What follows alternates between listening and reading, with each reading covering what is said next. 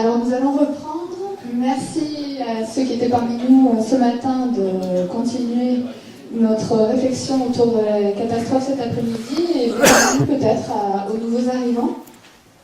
Ce matin, une des présentations reprenait le terme de résilience et justement, en ce début d'après-midi, on va peut-être s'interroger un peu plus sur la question de la réaction, parce que la résilience, c'est la capacité à rebondir, à réagir, et les deux interventions de cet après-midi reprennent un petit peu ce temps après la catastrophe de la réaction. Et cela va être traité de deux manières complètement différentes, vous allez voir. La première intervention de Peter Burgess traitera justement de la réaction, mais au sens émotionnel.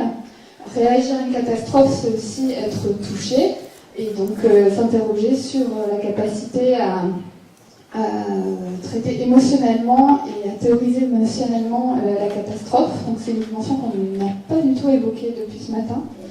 Et dans un deuxième temps, on reviendra quand même du côté du rationnel avec une présentation autour de la régulation sur le terrain des marchés financiers.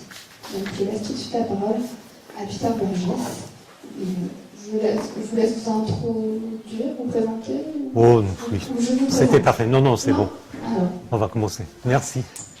Merci bien beaucoup. Merci. Je tiens aussi à remercier Annick et son équipe pour l'invitation et l'organisation. Ça a été vraiment parfait jusqu'ici en tout cas.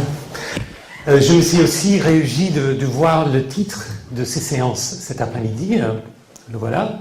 Vivre avec les catastrophes.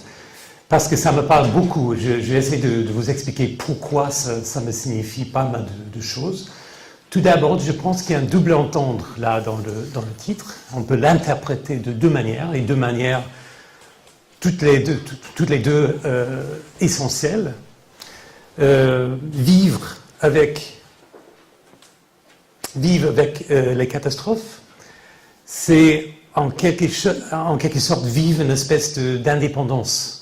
Il y a nous, les êtres humains, les hommes, les femmes, et il y a des catastrophes. On peut planifier, on peut prévoir, on peut remettre après, mais il y a toujours une espèce de différence, une indépendance, une autonomie entre les deux. C'est une logique de cohabitation. Bien entendu, les catastrophes ne sont pas les bienvenues, mais en tout cas, ils n'impliquent rien de tout pour notre humanité. Ça, c'est une manière de voir la chose. Donc, vivre avec les catastrophes, signifie, dans ce sens, gérer les catastrophes de manière contenue, rationnelle, prévisible. C'est de les côtoyer comme invités non bienvenus, mais tout de même comme un autre. Il est vrai que nous vivons dans un monde où il y a des catastrophes. On en a déjà parlé, il y a d'autres qu'on peut évoquer aussi, mais ces catastrophes ne remettent jamais en question notre humanité, notre statut, nos sociétés. Ils ont une espèce de neutralité et on les traite de manière objective, comme des objets scientifiques et objets de la politique qu'on peut aborder d'une manière tout à fait neutre. Mais ce que je veux proposer dans mon exposé, c'est qu'il y a aussi une autre manière de vivre avec. Et c'est de se laisser toucher par les catastrophes. Il va de soi qu'on est touché, qu'on y a une destruction massive provoquée par une catastrophe. On le vit, on le ressent, on est touché par cela. Mais je veux dire aussi, avant la catastrophe, on est en train de vivre un rapport avec les catastrophes. Après la catastrophe, bien entendu, on est en train de vivre un rapport humain avec le catastrophe. Donc non seulement de manière matérielle, on est impliqué avec les catastrophes, mais de manière aussi morale. On est aujourd'hui à l'attente de la prochaine catastrophe. On a discuté au déjeuner à table, là, on parlait de la catastrophe à venir. Qu'est-ce que cela nous fait, étant donné ce qu'on a vu à Fukushima, à Tchernobyl, ailleurs? Qu'est-ce que ça nous fait comme hommes et femmes? Et de l'autre côté, après la catastrophe, et c'est toujours après la catastrophe, c'est toujours après une catastrophe ou une autre, il y a une espèce d'écho, une espèce de... On est touché par ce qui nous est arrivé, par tout ce qui nous a touchés. Donc il y a une cohabitation physique, matérielle si vous voulez, mais aussi une cohabitation morale, émotionnelle. Et le concept que je veux vous présenter, effectivement, parce que ce n'est pas un concept très, très bien connu, c'est l'affect. L'affect comme une manière, comme un outil pour comprendre ce rapport moral, humain, émotionnel qu'on a aux catastrophes passées et aux catastrophes à venir. Donc voici la structure de l'exposé, très cartésien, à 3 parties. Donc d'abord quelques mots sur la métaphysique de la catastrophe, et puis quelques mots sur l'affect, qu'est-ce que c'est comme un concept, l'histoire du concept, et puis qu'est-ce que ça veut dire pour notre manière de voir aujourd'hui, de manière philosophique, mais aussi pratique, les catastrophes à venir. Donc voilà, pour la métaphysique.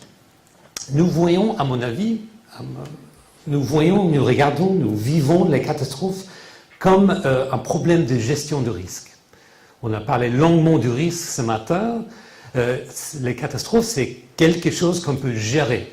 C'est un phénomène géré. Donc, vivre avec les catastrophes, c'est planifier, c'est préparer, c'est prévenir. Et puis après, c'est reconstruire, c'est ramasser après après les dégâts, et c'est se préparer à la suivante. Donc, c'est une expérience bien ordonnée, bien rationnelle et bien organisée. Donc, en outre, une menace catastrophale, c'est un danger, c'est une menace dans le futur. Il nous vient peut-être, mais c'est lointain, ce n'est pas encore arrivé. On a ce rapport prolaphique, ce rapport à distance, comme tu dis tout à l'heure. Ça, c'est la manière dont on voit les catastrophes, comme un problème de gestion. Donc, des sciences, des gestions de risque sont les outils dont on dispose pour penser les catastrophes. Mais ce que je veux vous proposer en me servant de ces concepts de l'affect, c'est que l'expérience de la catastrophe dépasse même largement cette logique de gestion, cette logique de planification, de préparation.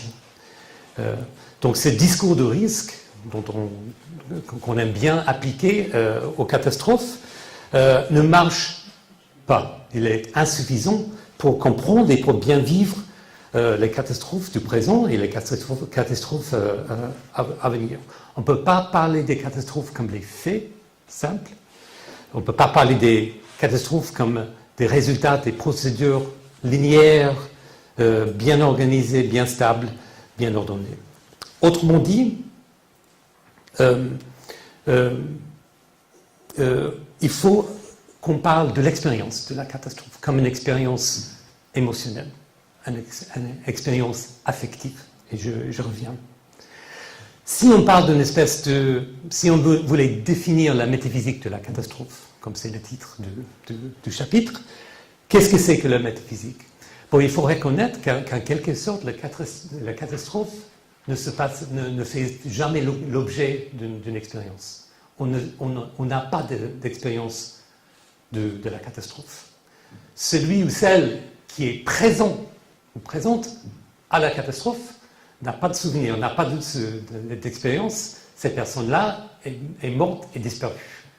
Il n'y a pas d'expérience, il y a une expérience de la catastrophe à venir, il y a une expérience des survécus lointains qui ont témoigné de la catastrophe, mais l'expérience au sens propre de la catastrophe n'existe pas. Tout ce que nous avons de la catastrophe, c'est une espèce d'impact à distance. Et mon argument, effectivement, une partie de mon argument, en tout cas, c'est que cette expérience à distance, dans le temps et dans l'espace, est important. Important de prendre en compte et important à travailler affectivement, socialement, politiquement pour mieux vivre avec. Donc on vit la catastrophe comme un tas d'indices, de mémoire, de souvenirs, de communication, de transfert, d'images. La catastrophe pour nous, c'est une image. C'est une image comme celle que j'ai montrée de Fukushima, qui nous fait vivre quelque chose de la catastrophe à venir. C'est une image de ce qu'on a vu le lendemain de Fukushima à la télévision, mais il s'agit toujours de l'image. Si vous avez une expérience de la catastrophe qui ne soit pas image, vous êtes mort. Donc, paradoxalement, les catastrophes détruisent l'expérience dans les médias. C'est-à-dire, si on assiste à une catastrophe, on disparaît. Mais de l'autre côté, il y a une richesse d'expériences lointaines de la catastrophe qui a une signification politique, sociale et morale. Nous sommes en train de nous organiser socialement, politiquement et moralement auprès de la catastrophe à venir. Ça se passe dans cette salle. Au déjeuner, on était déjà en train de planifier la vie à venir après la catastrophe. Donc, qu'est-ce que c'est que l'affect et comment est-ce que ça peut nous aider à comprendre cette situation? L'affect, effectivement, c'est un concept assez ancien, mais dans le quotidien, on ne s'en sert pas beaucoup. En psychanalyse, c'est un concept assez commun. Donc, vous avez Freud qui a introduit le concept de manière avec un grand impact. Il comprend comme une espèce de force énergique propre à l'être humain. Et une force qui se manifeste par des symptômes psychiques. Par des symptômes psychiques, par les symptômes, par les inhibitions, par les angoisses, etc. Et donc l'objet de la psychanalyse freudienne, en tout cas, c'est de rendre visibles ces affects invisibles par le traitement thérapeutique.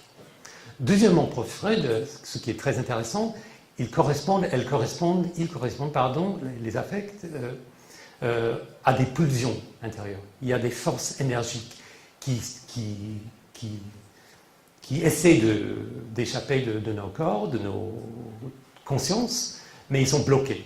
Donc une thérapie psychanalytique réussie mènera à l'expression des affects. Bon, très brièvement, c'est ça la logique psychanalytique, à retenir donc énergie, rapport au corps et pulsion intérieure. Donc, et dit Freud, l'affect a toujours raison. Donc c'est une citation assez connue pour les psychanalystes, c'est-à-dire que quoi que dise l'affect qui est supprimé, qui est réprimé, il est toujours en quelque sorte attaché à la vérité.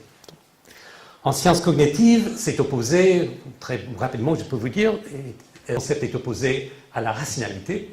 Donc on dit souvent qu'il s'agit de l'émotion par rapport à la rationalité ou par rapport à la raison. Mais plus intéressant pour nous, c'est le parcours philosophique qui nous mène à aujourd'hui. Donc vous avez Spinoza, Bergson, Deleuze et Guattari et Masumi, que je parcours très rapidement. Donc Spinoza, c'est vraiment la source du concept actuel de l'affect.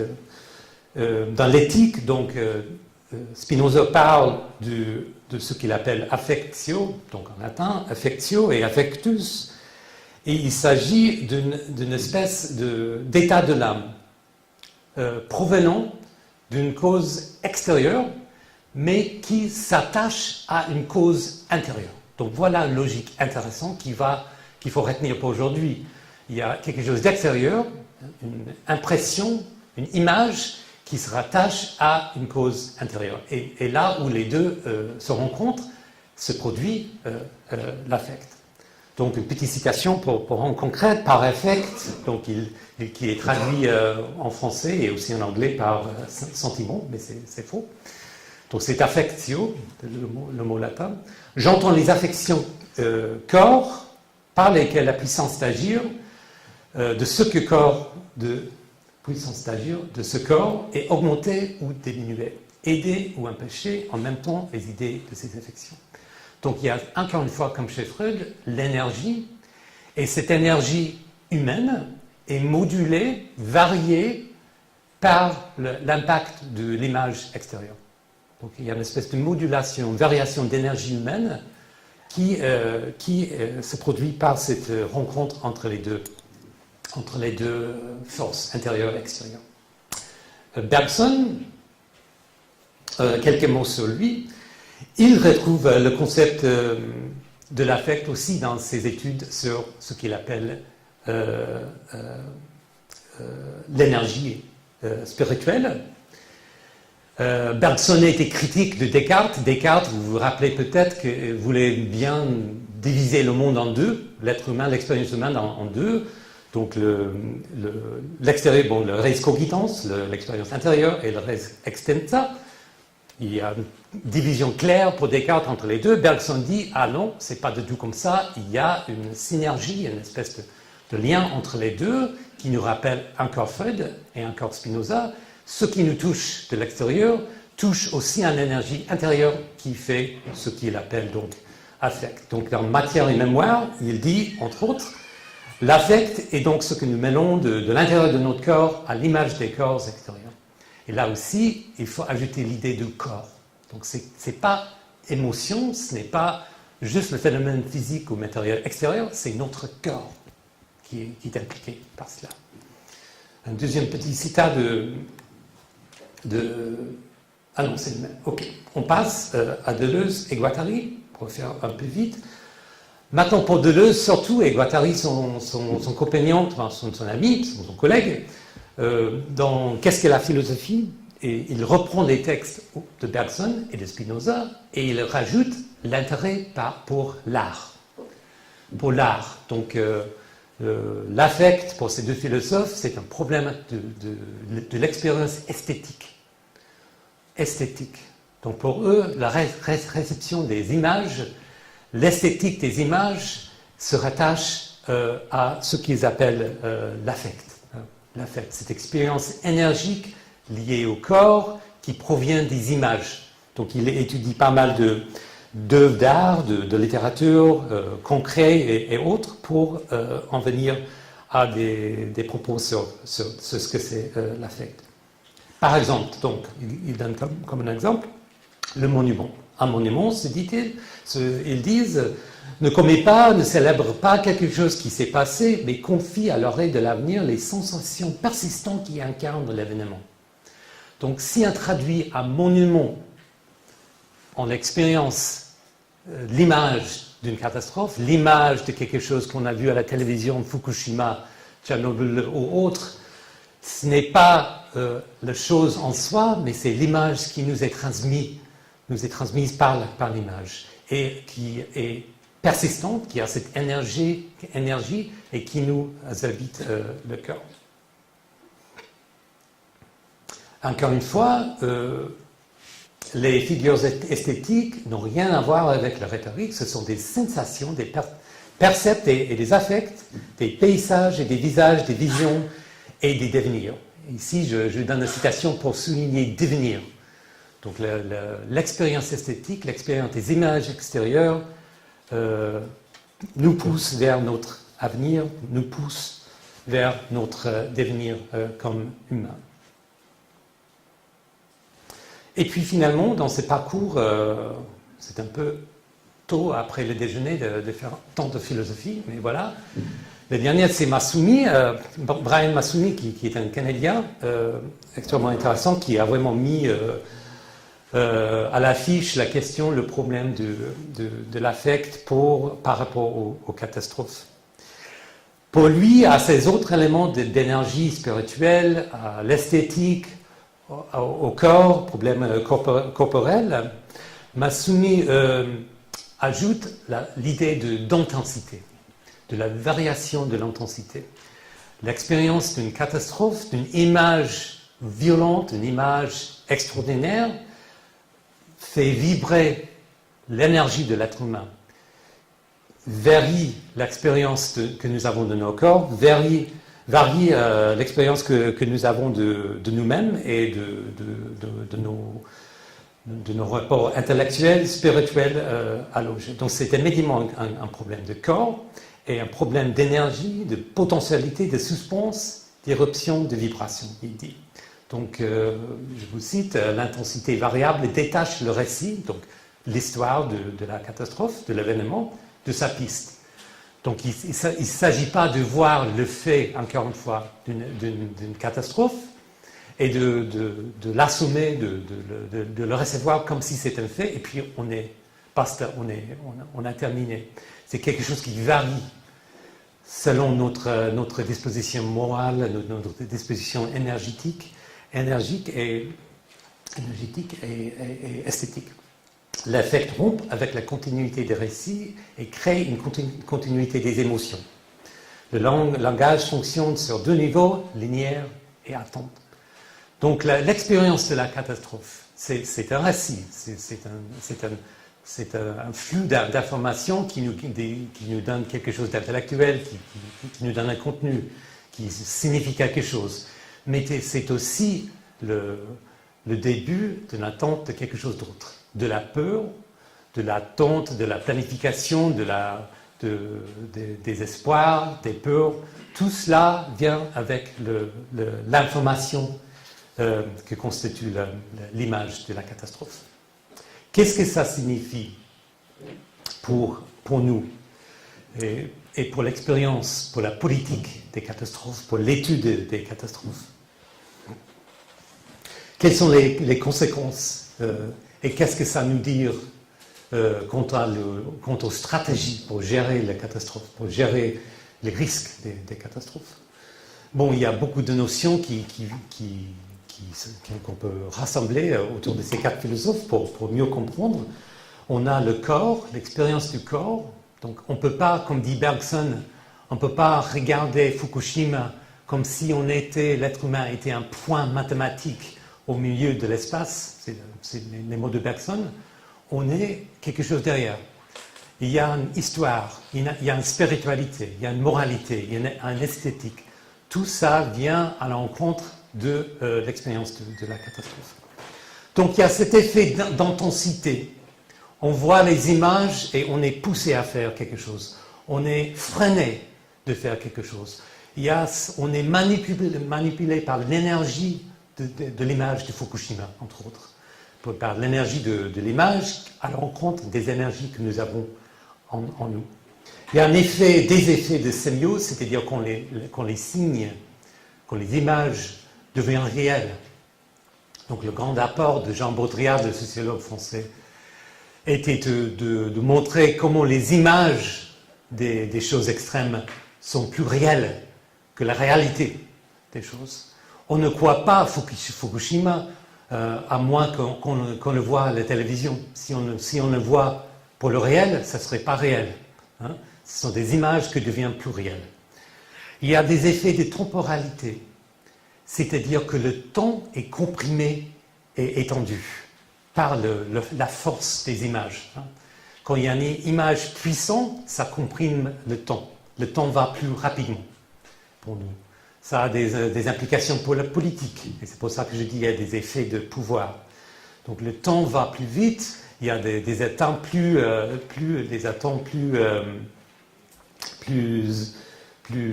énergiques auprès de la classe politique, auprès des institutions, auprès de nos familles, etc. Il y a des effets d'étendue, c'est-à-dire les effets de la catastrophe n'est pas seulement à Fukushima, la catastrophe est aussi ailleurs. C'est là-bas, c'est ici. Ça se déplace. Il n'y a pas une localisation de la catastrophe. Ce n'est pas un objet neutre, comme j'ai dit tout au départ. Il y a des effets de danger. Ça, c'est le plus clair. On ressent la peur.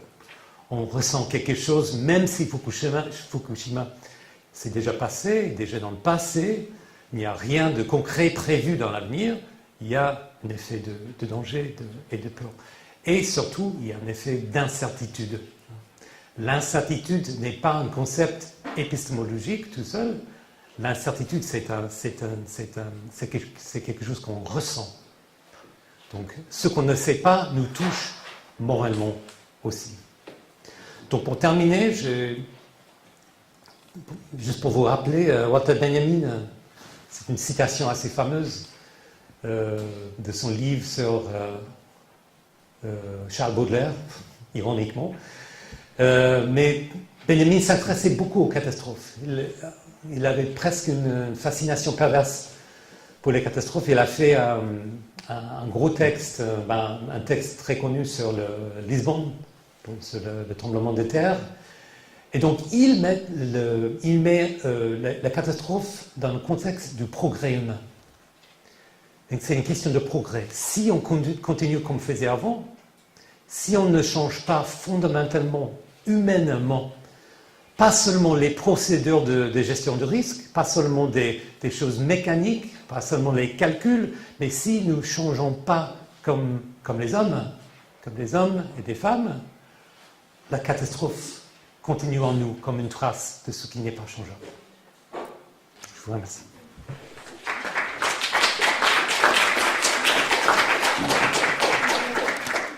Merci beaucoup. Je tenais quand même à préciser que Peter Berger, c'est titulaire de la chaire de géopolitique du risque c'était à la mon boulot. MS Paris quand même. Merci. Donc merci pour votre présentation qui a pu souligner la dimension plus expérientielle et subjective de la catastrophe et peut-être aussi plus empathique. Quand vous évoquez la notion de vulnérabilité, c'est peut-être aussi cette empathie que l'on ressent à la vision des images des catastrophes qui renforcent, on ressent d'autant plus la vulnérabilité des autres et donc qui renforce peut-être l'empathie collective. Voilà. Puisque vous avez aussi insisté sur un peu la dimension individuelle, il y a aussi les affects ressentis collectivement.